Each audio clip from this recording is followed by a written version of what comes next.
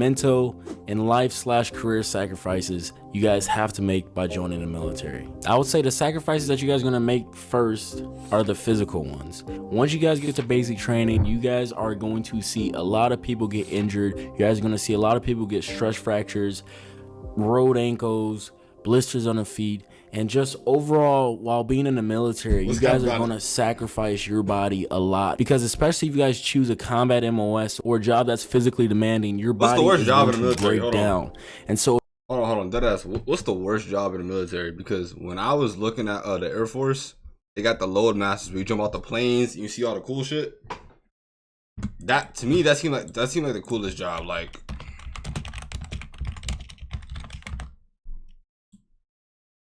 this right here, when you get to jump out, security forces. All right. if you're a mechanic working day in and day out, carrying heavy stuff, doing a lot of heavy, physically intensive stuff on your body, while also rucking every Thursday or doing heavy combat PT, if you're in an infantry unit, your body is definitely going to be hurt at the end of your career. So I cannot stress this enough, that you guys go get checked out if you guys get hurt, and make sure you guys get paid for all the sacrificing that you guys will be doing. Dude, the military injured in the really military hit. is not an if, but it is like, a when no you get injured. The next physical sacrifice you guys will make is sleep deprivation. When you guys are in the military, you guys are going to be doing... I want to know, is all this worth the benefits, the pension, the Hellcats, the Camaros, you know what I'm saying? All the retirement, everything everybody gets.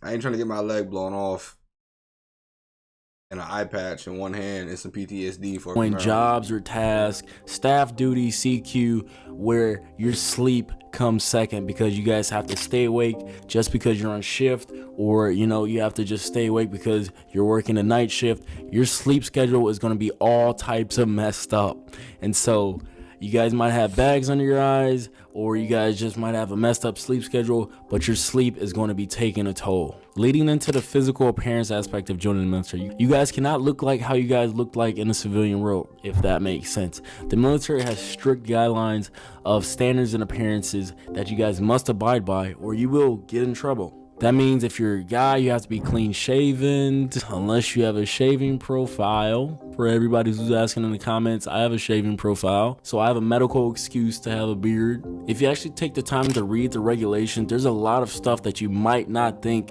exists, but it does. The next physical sacrifice that you guys will make is that the military will take you to extreme climates or extreme places, because if you're from a hot climate, or like you're from an island, Puerto Rico, Guam, Hawaii, and you get shipped up to Fort Drum, your body is going to have a tough time acclimating to this very, very cold temperature, and so on and so forth. Because your boy, even though he's from Illinois, New York, upstate New York, is definitely a different breed when it comes to wintertime and the coldness. And if you don't prepare your body properly for the temperature that you're serving in, you're going to get injured. Lastly, the one that I kind of don't like the most is the mandatory vaccines. You guys all know what I'm talking about. Wait, y'all vaccinated? Wait, no, like, no. Are y'all vaccinated? Nah, seriously though. Are y'all vaccinated?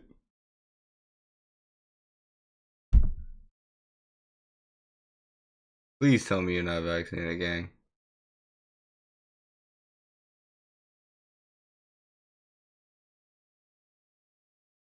I feel like for everyone that got the vaccine, it's going to be in like maybe 15, 20 years. You're going to see an ad on TV talking about if you got the COVID vaccine, you might be entitled to like autism or something. I feel like it's going to affect your kids. I feel like they did something with that vaccine, gang. Y'all don't got no suspicions? Like, y'all don't got no suspicions of anything?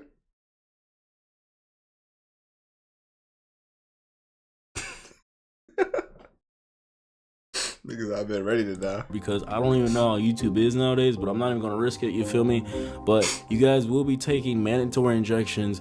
Whatever Uncle Sam tells you to put inside your body, boy, you going to do it. And so there's a lot of controversy about it, but hey, You sign that contract, nobody forced you to do it. And so know that now, if you don't already. Even though they made people take a certain vaccine and then they stopped shortly after, being in the military isn't just a physical sacrifice though. There is a lot of mental battles that you have to face. The first one that I will say is that the isolation, the loneliness that you feel, especially if you're coming from a different country or far, far away from home and you're just at your duty station, you're new, you don't know anybody. America might be a different culture for you. It might be a tough time for you to assimilate, and therefore you... Were your subtitles?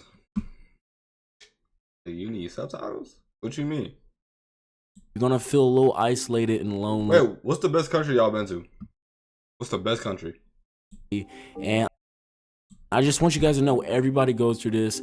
Reach out, talk to people, open yourself up, go out and do new things, and it's only temporary. But you guys will encounter this at some point in time in your careers. Not only that, if you guys choose certain jobs like military, police, or infantry, crazy. You guys might be exposed to mental trauma. You guys, especially if you're like maybe even a medic or a military police, especially, you guys are gonna see some pretty messed up stuff, and it's definitely gonna be stuck with you for like the rest of your life. So definitely think about that before you guys choose your job, and just have that conversation with yourself. You know, if I'm a military policeman, what are the police in the civilian world probably see? You're probably gonna see a lot of messed up stuff between just domestic violence, and if you're like an 18-year-old or 19-year-old, you're not even a freaking adult, I don't even consider yet, and you're gonna be responding to these calls and stuff like that. Just think about the toll it's gonna take on your body, especially your mental health, which may cause fear and anxiety, because the military, you guys are gonna be put in high stressed environments, and you guys got to be able to handle that stuff. And everybody goes through it. You're gonna get over it, you're gonna get through it, just keep pushing through. But the military is not a normal place. You guys are gonna get used to the new normal, and I can only tell you, but once you really join the military, it's all gonna make sense. You're also not really gonna have privacy sometimes in the military, starting from basic and AIT. When you're living, would you recommend that anyone else join the military, like on an honest, not it, excuse me, but hold on, would y'all recommend that niggas join the military? Like, for everyone that might see this, would you actually recommend it? With other people to the barracks, when you get to your first duty station, if you're a single soldier, privacy is like a big mental factor, because you know you don't always want to be around people. Sometimes like, you just want your own space. Some benefits you just want to be in your own little bubble. But sometimes you're gonna be I've seen is death and be at Fort Polk or some training exercise, Camaros, and you don't have that privacy, and it's just definitely going to take a toll on your mental health, because it's just like, damn, I want to get away, but you really can't, and you just got to suck it up and just get through the suck. And just being in the military overall just takes a toll on your mental health, from like the environment, the high tempo, and if your unit isn't the best, your mental health is definitely going to take a hit. But definitely seek help if you need help. I recommend going to MFLAC, which is a great program if you guys don't want to go to behavioral health, because MFLAC doesn't report it to your chain of command, and it's just like any therapy session with any therapist, but it's between you and them.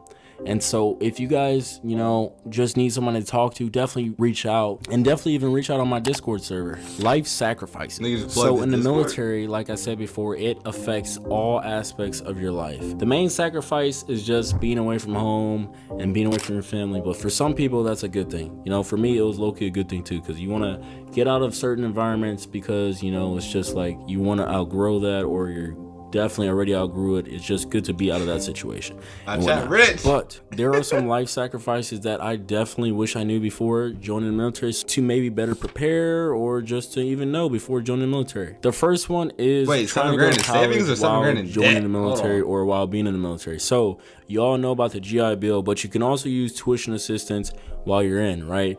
But how the military kind of messes that up, or kind of have to sacrifice it, is because if you choose a job that has a high op tempo like infantry, and you're always going to the field, you can't necessarily use that tuition assistance, because you know you're always going to be out in the field. You're not going to have time to work on college. And so even though it's advertised that you can use tuition assistance, $4,000 or whatever dollars a year, you're not really going to use it, because you have a job, and the Army will always come first. And so it's either going to be hard or harder to go to college, or you're just not going to be able to do it at all. Okay, you know, this is the most messed up thing I've noticed about people that get out of the military. They struggle to live life after. Like, some people go crazy. Excuse me.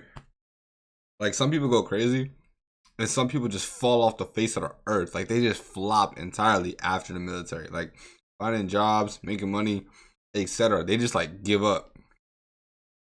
If you join the military and you have a girlfriend or you're married or something like that, it's definitely going to take a toll between the time away from them. And it just comes down to you guys having a strong foundation. What do y'all got to say about everyone that is in a relationship or that wants to have a relationship, that wants to go to the military?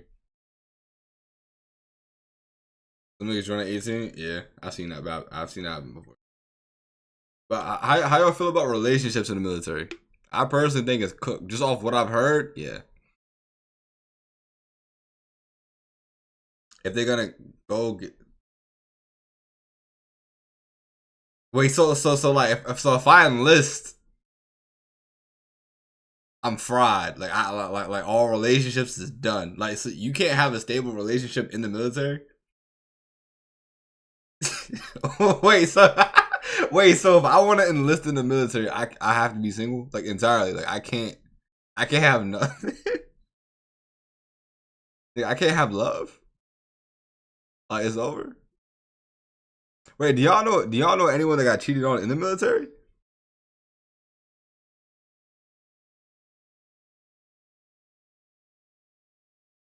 Is it working out? Half-hour flight? Okay. Would y'all ever do it? Like, y'all personally, would y'all personally do it?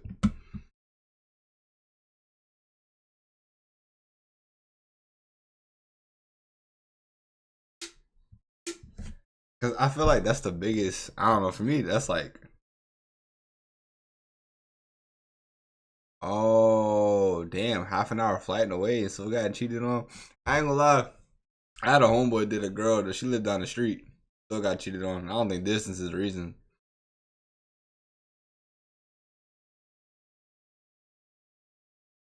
Wait, so like, damn, it's like that? It's that bad? Wait, so it's better to date someone that's in the military because she gonna be moving around too? And so y'all both gonna be moving together? Or are y'all both just gonna be going each other, like, y'all gonna be going two different directions type shit? Oh, yeah. Clear, good communication. I hope no one that's getting ready or to you guys are gonna struggle and probably break up. If you're joining the military single and you're trying to find the one in the military, boy oh boy, you guys are gonna see it for yourselves. It's just like being in the military single and trying to find a good solid relationship. It's definitely hard. It's not impossible.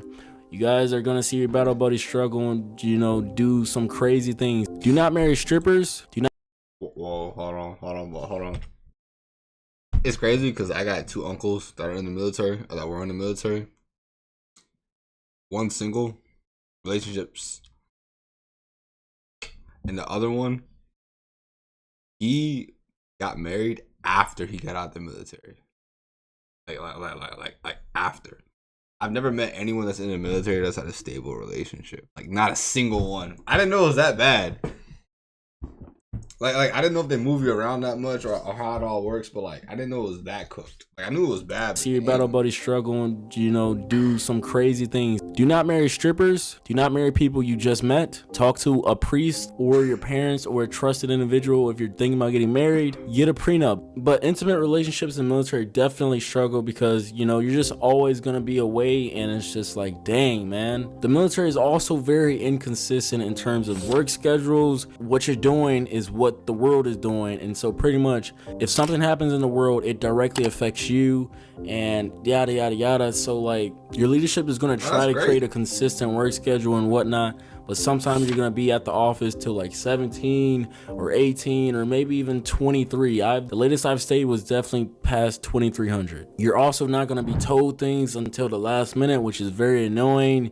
But it just comes down to what the military is like, because most likely they just got told things, and you kind of just always got to be on your toes. And that also goes towards the free healthcare in the military too. Although it's free and it's there, trying to get an appointment for those said services can definitely be a pain, and you guys definitely might have to wait a long time. But it's there. And being in the military, you guys might deploy, going into another country. You guys might be exposed to danger, different situations. You guys might be exposed to hazardous materials, burn pits or something like that. Your health might be affected by that. It's just something to think about. And for those of you that are thinking about doing a career in the military, it really does affect your long-term stability, because you guys are going to be always moving from base to base.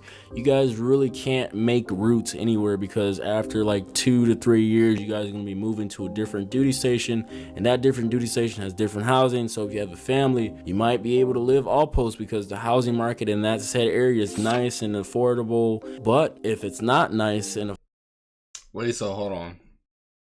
If you dead ass join the military, right? And after you decide to join the military, what happens if you want to leave? Like can you ever get out of the military, or once you join, you just locked in, like you just stuck? Like it's over with. affordable, you guys are going to be stuck living on or is there anything you can do post, and the on post housing might be, you know, sketchy and whatnot. So it's just a bunch of things that, you know, affect your long-term stability. Your children are going to be going to like different schools every 2 to 3 years. That's going to be annoying for them. So everybody's lives gets affected, especially your spouses too, because, you know, they can't really find like a long-term job or something like that. And so it's just something you guys have to think about. Something that I will always say in these types of videos though is that when you join the military, there's a chance you guys either go overseas on a combat deployment, or even while you're in the States, or you're doing a rotation in Europe or something, you might pay the ultimate sacrifice.